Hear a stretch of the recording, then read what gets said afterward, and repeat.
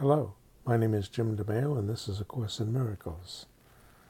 I'm reading today Lesson 126. All that I give is given to myself. Today's idea, completely alien to the ego and the thinking of the world, is crucial to the thought reversal that this Course will bring about. If you believed this statement, there would be no problem in complete forgiveness, certainty of goal, and sure direction. You would understand the means by which salvation comes to you and would not hesitate to use it now. Excuse me. Let us consider what you do believe in place of this idea. All that I give is given to myself. It seems to you that other people are apart from you and able to behave in ways which have no bearing on your thoughts, nor theirs on yours. Therefore your attitudes have no effect on them. Their appeals for help are not in any way related to your own. You further think that they can sin without affecting your perception of yourself, while you can judge their sin and yet remain apart from condemnation and at peace. When you forgive a sin, there's no gain to you directly.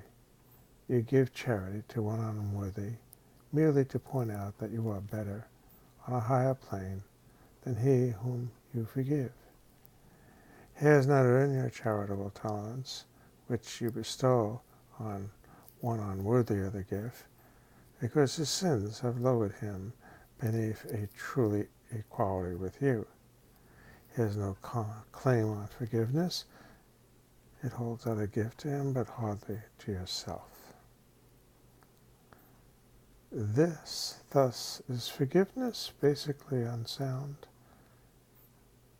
a charitable whim, benevolent, yet undeserved, a gift bestowed at times, at other times withheld, unmerited, withholding, it is just, nor is it fair that you should suffer when it is withheld. The sin that you forgive is not your own. Someone apart from you committed it, and then you are gracious unto him by giving him what he does not deserve. The gift is not more yours than was his sin. If this be true, forgiveness has no grounds on which to rest dependably and sure. It is an eccentricity in which you sometimes choose to give indulgently an undeserved reprieve. Yet it remains your right to let the sinner not escape the justified repayment for his sin. Think you, the Lord of heaven, would allow the world's salvation to depend on this? Would not his care for you be small indeed, if your salvation rested on a whim? You do not understand forgiveness as you see it. It is but a check upon overt attack, without requiring correction in your mind. It cannot give you peace as you perceive it. It is not a means for your release from what you see in someone other than yourself. It has no power to restore your unity with him to your awareness. It is not what God intended to be for you. Not having given him the gift he asks of you, you cannot recognize his gifts and think he has not given them to you. Yet would he ask you for a gift unless it was for you? Could he be satisfied with empty gestures and evaluate such petty gifts as worthy of his Son? Salvation is a better gift than this, and true forgiveness, as the means by which it is attained, must heal the mind that gives. Forgiving is receiving. Healing the mind means coming into an awareness of the unity of creation, as we did yesterday during our meditation. What remains as unreceived has not been given, but what has been given must have been received. Don't look at the response to the person you love. Recognize that loving them has been received, no matter what their complaint or any form of non-acceptance. Your love has been received by your brother because you gave it, and so you receive it yourself. If you're getting confused, it's because you keep thinking in separation, thinking as bodies, being separate from one another. But if you think of the unity of creation, there's no confusion.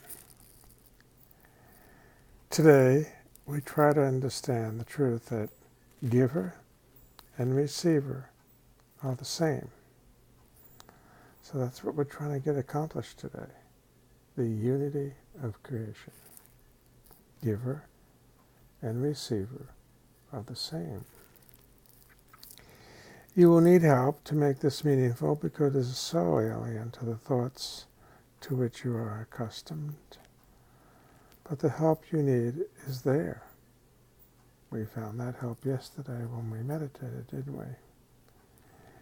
Give him your faith today and ask him that he share your practicing in truth today. And if you only catch a tiny glimpse of the release that lies in the idea we practice for today, this is a day of glory for the world. Give 15 minutes twice today to the attempt to understand today's idea. So while you're quieting your mind, allow the giver and the receiver are the same to be the resting point. It is the thought by which forgiveness takes its proper place in your priorities. This is the mantra. This is the theme of your TM. Giver and receiver are the same. This is the focus of our quiet contemplation. It is the thought that will release your mind from every bar to what forgiveness means, and that you realize its worth to you. In silence, close your eyes upon the world that does not understand forgiveness and seek sanctuary in the quiet place where thoughts are changed and false beliefs laid by. Repeat today's idea, all that I give is given to myself, and ask for help in understanding what it really means. Be willing to be taught. Be glad to hear the voice of truth and healing speak to you if you give it a chance. And you will understand the words he speaks and recognize he speaks your words to you. As often as you can, remind yourself you have a goal today, an aim, which makes this day of special value to yourself and all your brothers. Do not let your mind forget this goal for long, but tell yourself, all that I give is given to myself. The help I need to learn that this is true is with me now, and I will trust him. Then spend a quiet moment opening your mind in his correction and his love. Open your mind to his correction, to his love. And what you hear of him, you will believe. For what he gives will be received by you. Give it a chance. Relax. Enjoy your quiet time. It's like a vacation.